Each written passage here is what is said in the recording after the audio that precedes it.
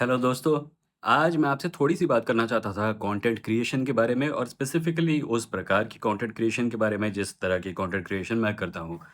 To give you an introduction, मैं एक content creator हूँ, मैं एथिज़्म पर बात करता हूँ, मैं धर्म और कल्चर और हमारी प्रेज़ेंट डे सोसाइटी पर बात करता हूँ। और एक कॉमेंट जो मुझे अक्सर देखने को मिलता है, फॉर एग्ज़ाम्पल अभी रिसेंटली मैंने एक वीडियो बनाया था जिसमें मैंने बात की थी कि औरत देवी नहीं होती है इस बारे में। और उस वीडियो के नीचे मुझे कुछ लोगों ने कमेंट दिया कि तुम तो अपनी थ्योरी निकाल रहे हो। और मेरा उसके लिए जवाब था, तो क्या करूँ? वही चीज़ें रिपीट करता रहूँ जो आज तक कही गई हैं? कुछ नया ना बोलूँ, सिर्फ़ वही चीज़ें बोलता रहूँ जिनको आज तक बोला गया है और बगैर सोचे-समझे रिपीट किया गया है। हमें नई चीज़ें भी सोचनी होगी नहीं? हमें थोड़ा-सा अटेंशन तो देना होगा कम से कम इस बात पर कि समाज उन नियमों के हिसाब से नहीं चल सकता जो आज से 8,000, 10,000, 20,000 साल पहले बनाई गई थी, क्योंकि समाज बदल रहा है। और जो लोग नहीं चाहते कि पुराने आइडियाज़ पर बात हो, वो किन आइडियाज़ पर बात करना चाहते हैं, ये भी हमें सोचना होगा। और क्यों करना चाहते हैं, ये भी हमें सोचना होगा। एक तरीके से सोचा जाए तो ये कुछ ख़ास मुश्किल नहीं है समझने को। लोगों को नए आइडियाज़ से परेशानी होती है क्योंकि नए आइडियाज़ नए होते हैं। पुराने आइडियाज़ के हिसाब से जो ज़िंदगी उन्होंने अब तक जी है, वो कम्फ़र्टेबल हो चुकी है और उन्हें कोई ज़रूरत महसूस नहीं होती कि इन चीज़ों को बदला जाए क्योंकि उनकी लाइफ़ ठीक-ठाक चल रही है। और इसीलिए जब कोई नया आइडिया आता है, वो कहते हैं, "क्यों नाव को बेकार में हिला रहे हो? नाव अच्छी-खासी चल तो रही है। नाव को हिलाओगे तो नाव में पानी गिरेगा या नाव के लोग पानी में गिर जाएँगे बाहर या हम सब डूब जाएँगे, ऐसा कुछ होगा।" और ये डर अक्सर इस बात से आते हैं कि उन्हें लगता है कि समाज में जो भी चल रहा है, वो नॉर्मल है। जबकि अगर कुछ और लोगों के परिप्रेक्ष्य से समाज को देखा जाए, तो हमें साफ-साफ पता चलता है कि समाज नॉर्मल नहीं है। समाज डीपली एबनॉर्मल है और इस एबनॉर्मैलिटी के साथ डील करने के लिए हमें उन विचारों से मदद नहीं मिलेगी, जिन्होंने समाज को ऐसा बनाया है आज तक। और इसीलिए जब समाज की किसी समस्या को पॉइंट आउट करके कोई कंटेंट क्रिएटर कंटेंट बनाता है, उस प्रकार का जैसा कि मैं बना रहा हूँ, उसे अक्सर सुनना पड़ता है कि तुम तो अपनी थ्योरी निकाल रहे हो। पहली बात तो ये है कि ये मेरी अपनी थ्योरी नहीं है, इसके बारे में लोगों ने बात की है। हाँ, उन लोगों का लिखा, उन लोगों का बोला आपने सुना नहीं है, क्योंकि आप उन्हीं पुरानी थ्योरीज़ को पढ़ने में अब तक व्यस्त थे।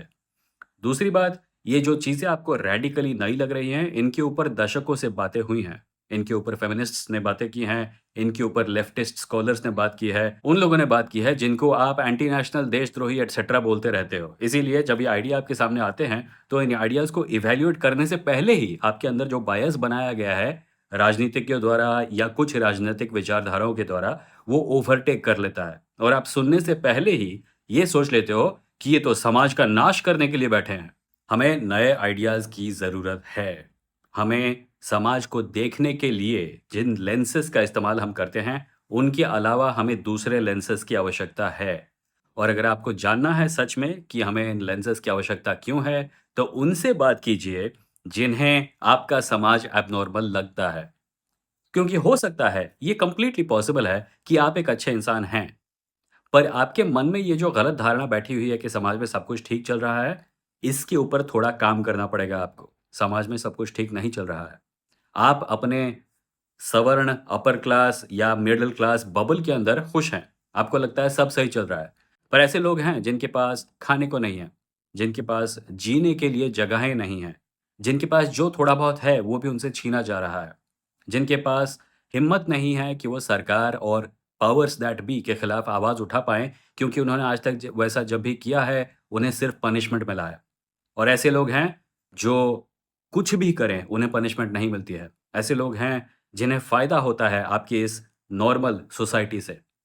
जब तक आप नए आइडियाज़ पर ध्यान नहीं देंगे, तब तक आप इस एक्सप्लॉइटेटिव समाज के एक्सप्लॉइटेटिव सिस्टम्स का हिस्सा बने रहेंगे। और मैं ये दावे के साथ कह सकता हूँ कि आप में से कम कुछ लोग तो ऐसे होंगे, जिन्हें इससे प्रॉब्लम होगी। आपको बस पता नहीं है अभी कि आप उस एक्सप्लॉइटेटिव सिस्टम का हिस्सा हैं। हो सकता है ये इसलिए हो क्योंकि आपने अपने बबल से बाहर निकल कर किसी से बात करने की कोशिश नहीं की है। और आजकल तो सोशल मीडिया का ज़माना है। एल्गोरिदम आपको वही दिखाता है जो आप देखना चाहते हैं। अगर आप ये मानते हैं कि समाज में सब कुछ ठीक है, तो एल्गोरिदम आपको वही वीडियोज़ दिखाएगा जो समाज का गुणगान कर रहा है। और इसी वजह से आप उन बबल से निकल कर कभी उन नए आइडियाज़ के ऊपर नज़र भी नहीं डालेंगे, जिनकी वजह से आपका वर्ल्ड व्यू हिल सकता है। और जब कोई आपके सामने उन नए आइडियाज़ को रखता है, तो आप हिल जाते हैं और आपको लगता है कि अरे! ये नए आइडियाज़ कहाँ से आ गए? नए आइडियाज़ का आना ज़रूरी है, क्योंकि अगर नए आइडियाज़ नहीं आएँगे, तो पुराने आइडियाज़ का बोलबाला बना रहेगा और पुराने आइडियाज़ का बोलबाला जब तक बना रहेगा, तब तक समाज नॉर्मल नहीं होगा, तब तक समाज इक्वल नहीं हो पाएगा। आप जाति प्रथा को देख लीजिए। जाति प्रथा के बारे में ऐसा नहीं है कि हमारे समाज में बातचीत नहीं होती, पर जब भी ये बातचीत सवर्णों के बीच में होती है, तो बातचीत सिर्फ़ ग्रंथों तक लिमिटेड रह जाती है। किस शताब्दी में, किस ग्रंथ में, किस बाबा ने क्या लिखा था, उसका ग्रामर कैसा था, उसका इंटरप्रिटेशन क्या-क्या हुआ है, वो सही था या गलत था, वगैरह-वगैरह। जबकि अगर आप आज के डिस्कोर्स पर नज़र डालेंगे, तो आपको मिलेंगे ऐसे कई लिटरेचर जो कि बहुजन समाज के लोगों ने लिखे हैं और उन्होंने इस बात को पॉइंट आउट किया है कि जाति एक हिस्टोरिकल चीज़ नहीं है, वो एक रियल चीज़ है जो आज इस समय लोगों की ज़िंदगियाँ बर्बाद कर रही है। और उनका फ़ोकस रियलिटी पर होता है, सोशल रियलिटी पर होता है, कंटेम्परेरी रियलिटी पर होता है। उनका फ़ोकस होता है उन प्रॉब्लम्स पर जिनको फ़ेस करना पड़ता है बहुजन समाज के लोगों को आज भी अपनी एवरीडे लाइफ़ में। उनका फोकस शताब्दियों पहले लिखे गए ग्रंथों पर और उनके ग्रामर पर नहीं होता। जब कोई जाति के बारे में आजकल के प्रॉब्लम्स को पॉइंट आउट करके फोकस करने की कोशिश करता है, तो अक्सर इन पुराने आइडियाज़ के हितैषियों को फिर से तकलीफ होती है और वो कहते हैं, "अरे यार! पर असल में वो नहीं था।" किसे फ़र्क पड़ता है कि असल में क्या था? फ़र्क इस बात से पड़ता है कि आज असली ज़िंदगी में, असली इंसानों पर उसका क्या प्रभाव पड़ रहा है। एथिज़्म को ही ले लीजिए। एथिज़्म के बारे में जब कोई बात करता है और आज के प्रॉब्लम्स को पॉइंट आउट करता है, तो कुछ लोग कहते हैं कि हाँ, पर हमारे समाज में तो एथिज़्म हज़ारों साल पहले था। उससे क्या फ़र्क पड़ता है? फ़र्क सिर्फ़ इस बात से पड़ता है कि आज के समाज में धर्म समाज में ज़हर घोल रहे हैं और अगर आपको एक इफ़ेक्टिव तौर पर उनके साथ मुकाबला करना है, तो आपको धर्मों की प्रॉब्लम्स के साथ जूझना होगा। आप एक धर्म से जूझने के लिए दूसरे धर्म का सहारा नहीं ले सकते। आप एक धर्म को अच्छा बताने के लिए दूसरे को बुरा नहीं बता सकते। आपको ओवरऑल पैटर्न पर नज़र डालनी होगी। आपको देखना होगा कि पूरी दुनिया में धर्म और राजनीति का घोल कैसा हो रहा है और उस वजह से समाज में किस प्रकार के परिवर्तन आ रहे हैं और लोगों की ज़िंदगियाँ किस प्रकार से एक सोची-समझी चाल के तहत मैजॉरिटेरियन धार्मिक पॉलिटिक्स की मदद से बर्बाद की जा रही है। ये आज की प्रॉब्लम्स हैं और इनसे जूझने के तरीके आज के होने पड़ेंगे ताकि भविष्य में हमें ऐसा कुछ दिख सके जो कि अतीत में दुर्भाग्यवश नहीं दिख सका था। अपनी तरफ से एक बात क्लियर कर दूँ, इस चैनल पर आपको नए आइडियाज़ ही मिलेंगे। अगर आपको पुराने आइडियाज़ चाहिए, अगर आपको वही सब देखना है जो आप यूट्यूब पर दूसरे चैनल्स पर ऑलरेडी देख चुके हैं और आप चाहते हैं कि ये क्रिएटर जिसे आप थोड़ा बहुत पसंद करते हैं, उन्हीं चीज़ों के बारे में बात करता रहे जिसके बारे में सब बात कर रहे हैं, तो वो यहाँ नहीं होने वाला। यूट्यूब पर आसान तरीके से ग्रो करने का एक तरीका है कि कोई क्रिएटर देखे कि दूसरे लोग क्या देख रहे हैं और वही बनाए। इससे वो उस रीइन्फोर्स करने वाली लूप का हिस्सा बन जाएगा, जिसे लोग पसंद करते हैं। पर मुझे लगता है कि ऐसे लोगों की कमी नहीं है जो नए आइडियाज़ देखना चाहते हैं, नए आइडियाज़ को एप्रिशिएट करते हैं, नए आइडियाज़ की ज़रूरत को समझते हैं और चाहते हैं कि नए आइडियाज़ प्रेज़ेंट हों।